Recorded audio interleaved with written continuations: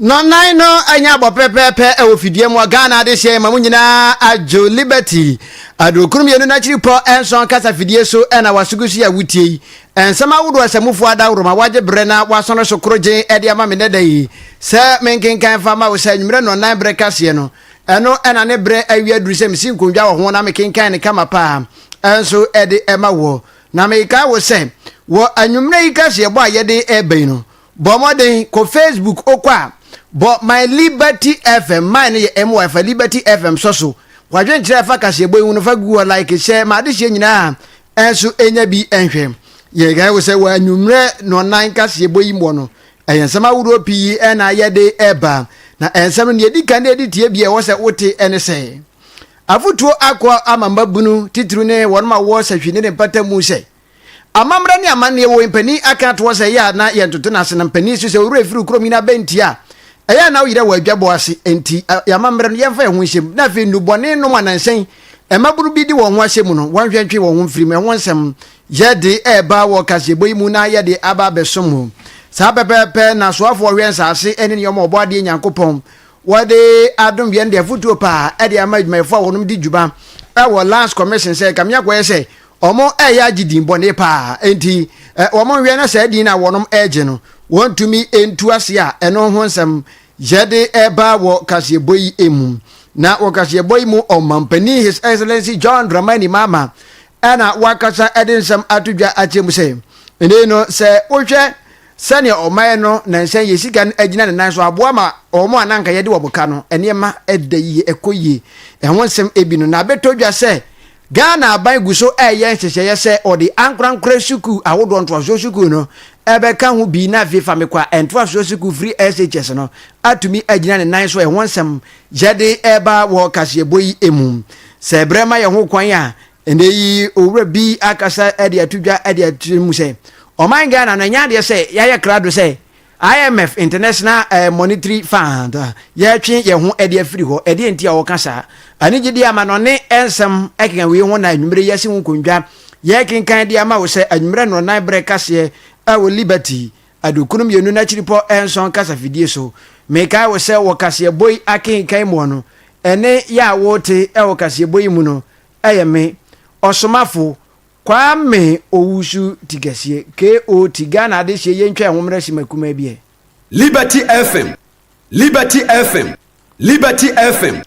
Ghana de hye yense kasebo no akenkan ase emfa emaho na yese kasebo no ase akenkan ama wa mpani se yemfa ni die ma ne die se no yese ase e de free omampani His Excellency John Dramani Mama na kache na yese kasebo yi ase e de free His Excellency John Dramani Mama na ndey wode atudwa achemu se ye nyina ye nimsem se nansen komo boba ko aba e wo maimu ene se yensi di no ananka atete apansam anwene ne nse amaniema agye aguo no andey anka ye kan wasam kura enye ye ama dollar no ache sidi no ebobo ne bro ene ye kekan obi nim de si ye nhye pa ambani fodi agu akwa mu nti akan obi amandey sidi no agina ne naso ama dollar no adwane akope ba bia te akan obi amandey se wo ko adwaman so akoto ne ma bo eso ate se hoop akaska ana se ahyentiade so kura de ne bo no eso ate a ye hwe se mpanifo behwe na wonom edi dwuma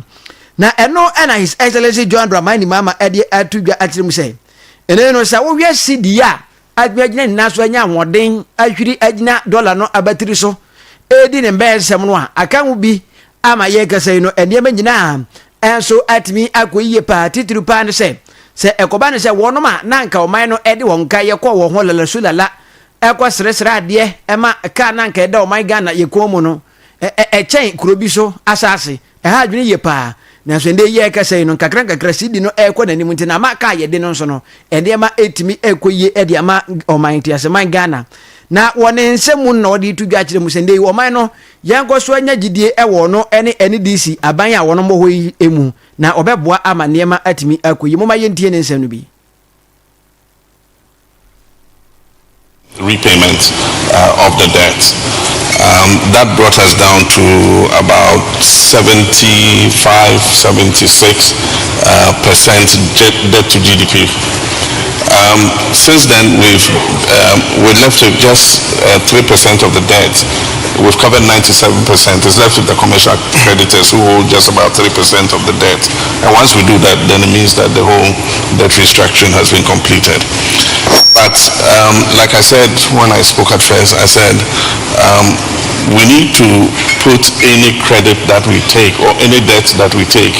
into the most productive parts of our economy in providing infrastructure so that you can have a rate of return on debt. You must do smart taking debt where you can create debt escrows so that the income for which you invested the credit can go to repay. For instance, expressways that are tolled where the toll revenues are escrowed so that they go to pay the expressway in 25 years or so. I think that these are the kinds of things that we should do. There are many examples. For instance, we built a first-class port, and that again did not sit on our public debt. We made our Ghana Ports and Harbours Authority and their partners, Meridian Port Services, build the ports, which cost us about $1 billion, and that port is Omampeni John Dramani Mama na wote ne kanse waje brana fi wo kire se mudi atire se nei sidi no ene gina ne nanso nokore abopa amoman no ne kan kosigasam ahoden ene ne ma gina nanso no atimi gina ne nan so a ye kasai wo kire ensama wuro mu sei ede atu edwa na yanto akase bo no so ye to akase no so na yakwa ko gina mu ewo ensem foforo mu ane ye daso a egina mu wo amanyo esem na ankane Oswafo na ohwe omayi bambo meche defense minister, former defense minister Yewura Dominic Nitifo onbunyamfo akasa de adesede pa ade ato Oswafo ohwe oman Ghana ene amanwodo so enkitahudie esem so foreign affairs minister Yewura Samuel Okuzato Abrakwa anim se animanimu ya no papa ohwe na ne dibre no onfanto ede entia onfa ne dibre ento ni nyina ene se okiremu a Wabra Yewura Samuel Okujato Ablakwa na wonom tenchen se domkuma ewo my Ghana mbo no na ekamia kwa esa bandada no mu nipa se ko ba se ndey obi etu kwan na ode ankrankra wiem hye me kire private jet bi etu kwan ya wose na aban waba na wo de utu kwan bia no a age se ankrankra wiem hye na wo de tu kwan na mepa de se ene di si aban se wonom eba na se ekoba se aban mu nipa bi etumi edi ni dibra owo ekona fe wode koforo ankra hyen anase private jet bia me dibra me wro me nempa bode aguo na dwumadie bia na wonom dia hye me sase soafo no ma jai di kura na watwi enkomo ba kwa ebeto odwa ene se Ghana mampani abedi akire aye Professor Jane na Opoku Ajaman maame na nokreni ne hododo no kakra emanei wode nani akire mu kwasikoko man so se okọ na fe wakwa kwaje ayarhwe kakra awurade mpaibo awodo na Ghana ade hye yebo ene ensan wodo nananom edigu fam samanfo asase ya twedi amponko ame otie ye mpaibo kakra ndedei maambi ababedu Ghana sometime na yankoni enkwahia maambi ewo man Ghana mo ba ya private jet eno se ene Yewura Okujato Abrakwa wona ukayo we de enyo bia onye nipa kuma bi se me anase hwan we de eyemwa kasa oman Ghana yama mpani abedi atira owo ene disi gini abata amanyoko ne dimu na ogina yi ena ende wa kofa private jet yo Yewura bo se na wa se no ebe ya ro na mpaboa na odwumadie se so afo no fatwo for that promise. So if indeed the table we've seen is not artificial intelligence generated or is not fake, but it's real, that he actually went to the studios of Boom FM to promise the people of Ghana that if any of the top people, especially the president and the vice, were to rent an aircraft and not use either the presidential jet or the commercial one, he will resign. It is for him to honor that. I think that excuse is very short. It's laughable. And I don't think that anybody asks Honorable Ablakwa to make that promise to the people of Ghana. He did not say that he's saying it based on circumstances. He said he will resign. If I were him, I would have resigned. I would not even have waited for the president to come and tell me this. I will just honorably go because he says that it's a man of principle. So we are waiting. It is he who made the promise, so we are waiting for him. It is not me who made the promise. He never asks about circumstances. He never said, oh, if this happens, if that doesn't happen. He simply said, if they were to rent it, he will resign. Your lady was pointing out to him the dangers of the promise, but he didn't even pay attention. He stuck to it. He said he has principles. He said he has principles, and so he's going to do that. So it is not for us. It's for him to respond, and if he doesn't, the people of Ghana will look at him from that angle. But to say that, oh, circumstances and that place, it won't wash at all. Listen, if we do not take politicians by their words and have to allow them to find excuses based on circumstances, this country will go nowhere. Awushani ayeti ye ayekane swafo anohwe bambo ensem eso former minister for defense yera Dominic Nitifo ana ne wakasa de nsema wodo atudwa chemse senke yo no pa ene yera munyanfo kujato ablakwa oh dabi ankasa bre ye kase wa woro ne nampa boa kra se swafo a ohwe o man Ghana ene ama wodo so nkita hudie dwumadi a o man ne de ahye ne nsa no anka wajai kra de ato wo kra se mia na meka asemeye na enso adwuma no mintumi enje bie mu a eno enwon sensem ebi enunum Ghana de hye ye nto akase ye bono so ye kai wo se ha ye liberty edokunu mienu na chiripo enso kasa fidie no eso no kure ni unko se unyanko Facebook a na o ya kachi abrante ye friend se ADB na da romanti emfoni ene oyichira wodo bia no a ewo sigede to ho ema wunya bi hwe efa kase wu no ni nyina edemu a okwa obenya bi ahwe mesra okwa like she wadwenkyere efa kase wu no fa gu o me brepam yabaje bre na fe yakenkan ni nyina enso edi amawo Ghana de hye ye nto akase bo no so na ye nkogina mu ewo ensem foforo mu ye kwa ne ye ko ewo ene ye friend say enwumasuemu empani aka to say oman bia bekọ nkan ne nkyekere ene ne puduo no ya na ejina enwumasua mapan eso ne senti ye gasa ban dada ya wonom atwam kura ana his excellency na nado dankwa akufu ado prima ado gagai ado showboy na oda wonoma no se omampani beboa toto niema no oba ye Ghana de hye eto aba no ama me wose mini anom Ghana fo monto aba mame na moto aba mame ya me de fa me kwa ento aso suku beba ampani ampa ne nuane ampa Ghana de hye eto aba ma no manei odi free SHS eba ye ma de hye dodo no a etumi enya akwaja etumi ko bia nde ye kasa ibinum kura wosuapon agodo mu ibinum kura wie ne kika ka ho ana jaje otim ho se saa de na eba ye no aboa ye papa na enei ade ba ko am na Ghana de hye dodo no a kasa afa ho ne se sene atwiro no mpo eka ye se senka apam dada no eho chimato enfunso bia eni ho a nanka apam foforo enso mba enti free SHS ba de aba nanso enwa konya se enkampanifo ye nsatra ye boa ma ne nyina ha enso etimi ekobi na enam so ema ye kasa osoafo abedi akira wono ene hwe nwumasua so ewo man ti ase man Ghana mu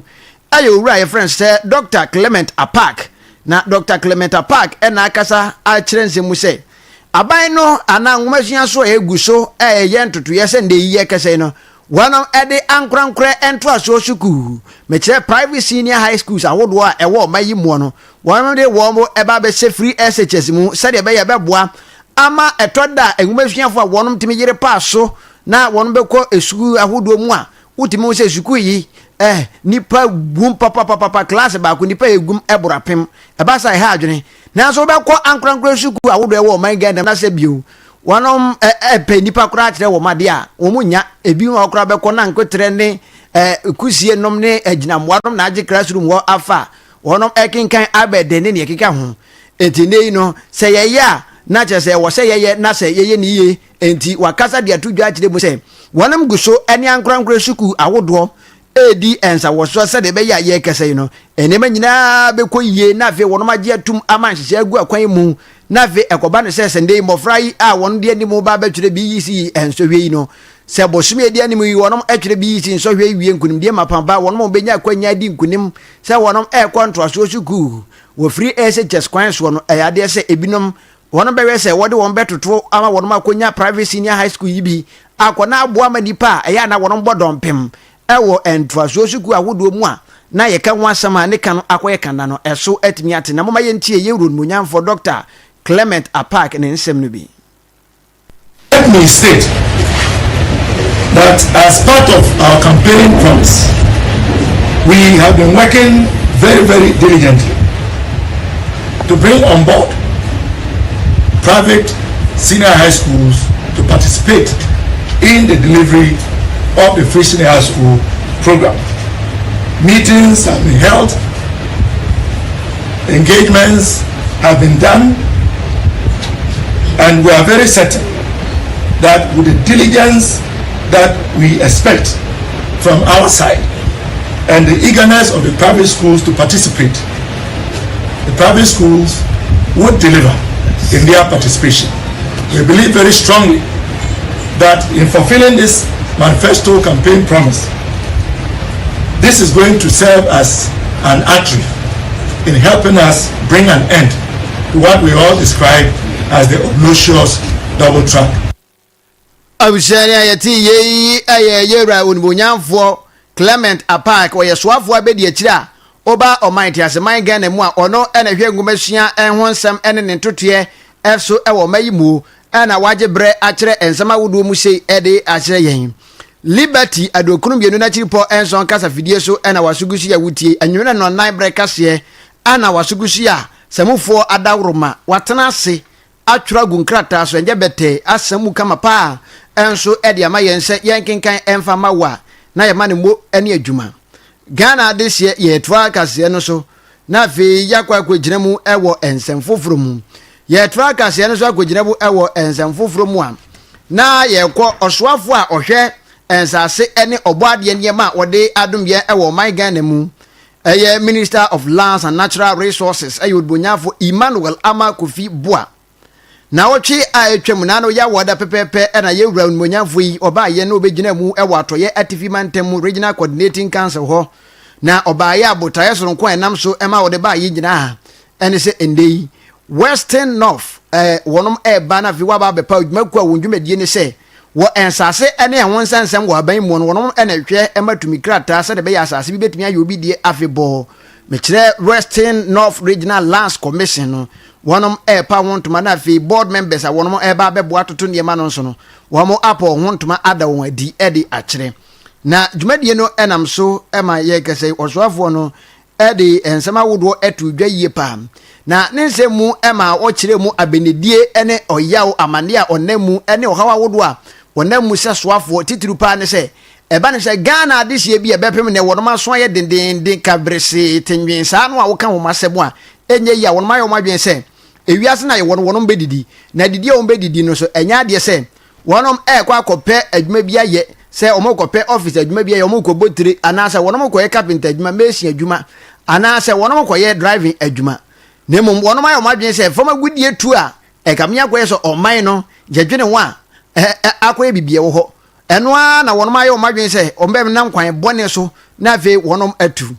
na eno na wabra wonom nyamfo yi okasa no wode ato empanifo no anim se ba waba no wonom enhwe emwa se de be ya yensase ene ensuwansuwa ene niema hodo a obade de adom yen no won be wi abo ho ban se de be ya enkoba se galamsey ene ne keka ho ebeje atoya TV mantam no abom aboso entine ya wonom abai no won hwe na tumi a oman na de ama wonom omama eni dwuma sa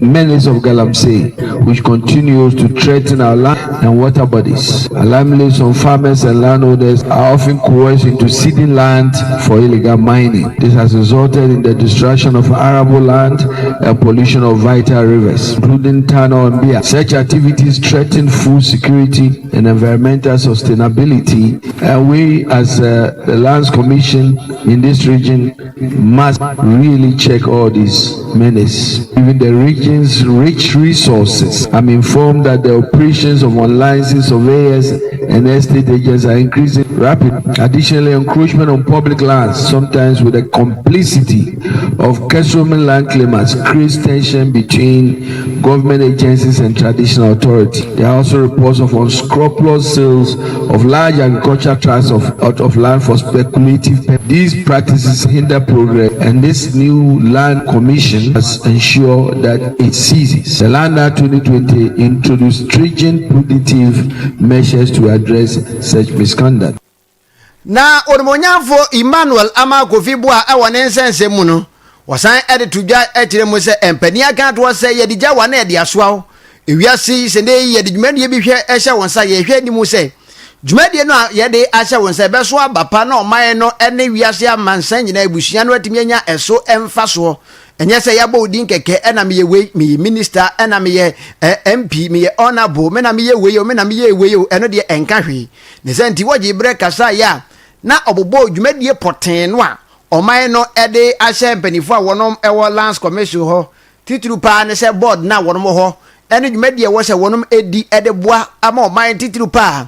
ene atoye atifi mantam yi no yetimi kwa nimu etumpon titru se ba ne se ensase ene emu ensensensensemu a serebe ya ebetumi aboa amane ma akoyi na no na ne se mu no de to o manim se eyo masade se asase bia no eyo man no de a titru aba wa atoye atifi mantam no eyo se wonom ebo ho ban eno achi ensama wodo pi o cherekere mu sei. Clearly, the mandate of the Western North Regional Lands Commission spelled out in the Act 767 of our Constitution. Number 1, on behalf of the government, you must manage public land and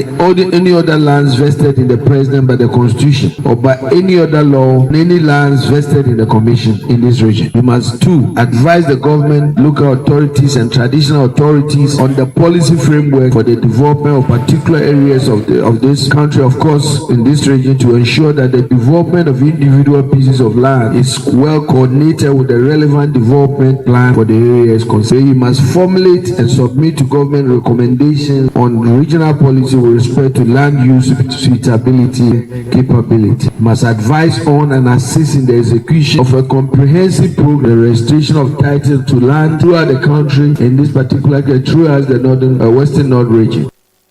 Na enwachi yero nmonyamfo Amakofi Boa na ni abiri ye pa sendei we na so ye no ne ejaguo mu chem papa gadamse ne ne keka ho na wasese ne wuyi gadamse so eto nchen a oba atoya TV bantam yi mo e kamnya kwa sensa sesem mu enta wantawa bi so aya de se atwenanti e wo mya ya wudo bi no mu ne senti wakasa de ade se de pa area to empanifo ndei wono ma ba se lands commission empanifo board no ne adwumayefo nyina kan bom se ensa se wonta wantawa bia no a wo atoye atv mantam bi mu no e wa ha no wono ba yire wo ho na ve watimi aboa ne ade hye ene empanifo bia wono ho ebon sansensem yi mu no wono ebedi anobai na ve aboa ama asumje mapa admiafa ne ntampa afira ne koba ne sa no a ebe boa ama atoya TV bantam atimi atumpon na atoya TV bantam 20 pon dia na so man ti ase man Ghana nso no yatumpon. Honorable Chairman, like any institution, the Lands Commission faces challenge. However, your effectiveness as a Lands Commission will be measured by how efficiently you execute your duties. I urge you to leverage your expertise to resolve land disputes in this region, utilizing dialogue, alternative dispute resolution, and other mechanisms to address these challenges. As a commission, I encourage the Western North Land Commission to prioritize the following. Number 1, reduce land registration turnaround time to 30 working days. Enti yera no na ne krakra mu no san kasa bi mu ha. Ana wode ensem etu dwa we no kra de. O je se ehia ne ye papa o se ende oba man ti ase man Ghana mu a. Adwuma ko ba ko adimbone papa o ma gi dimbone. Di bone no ha adwene na osese adwuma ko no eya adwuma ben lands commission wonom say so oba man Ghana mu adi an lands commission for wonom agende say kata asehye proye dwunum die kankan ne ne keka nde obi nsa asenkrata akura bedu ansa na nsa beka no na anu ayeden ama wode wono ankasa ne de kura ye mfanto ho say na sase anase ni fie opesen ko o register ne na sase na ekodi lands commission okọ ha o mo say ende krata na wa ha o chena krata na wa ha na da wono te se yabo ono Emmanuel Amakofi Boa din onabo din se oswafo obehwensa ase na obo ade de ma ho nsem no de sa da no ana nkrata no ba bia hye bia no wo ma hu de aba nti watu wonfo se wo ma hwe na sa esu ni ban na ewo so a ama won din eya se no on menyimfiri. You know, the Lands Commission has a very bad name in Ghana and in this Western North region. It's your responsibility to change that image. And when I met the Lands Commission, they were looking at my face. I told them, everybody in Ghana think they are corrupt. But I don't think that everybody in the Lands Commission is. We are very good people, hardworking people. It's an image issue. How do we change that? We change that by making sure we change the systems. We change that by making sure the services that we provide to Ghanaians are really transparent, that people know when they bring their title that they can check and see that it is at this stage. It shouldn't be that the file is only with Kwesimen and when he is gone on vacation for 30 days until he comes. And then you go there again, they say the file is now with the queer, he's pregnant. 9 months time when he has a baby. And you can't find the file again. And then the file will suffer in another year. I told a funny story about how it took me 5 years. I was changing my own house I'm staying in. Couldn't get my title. The day they announced they found my file. But it shouldn't happen that way. It shouldn't happen that way. Ani awoti ye ayaso afọ hwe ensase ene niam awodo obo ade nyankopon no ankasa afiri ne pem na afi ode adom yensa adodode ewo ensam so ewo man tiase man ga na mu Jera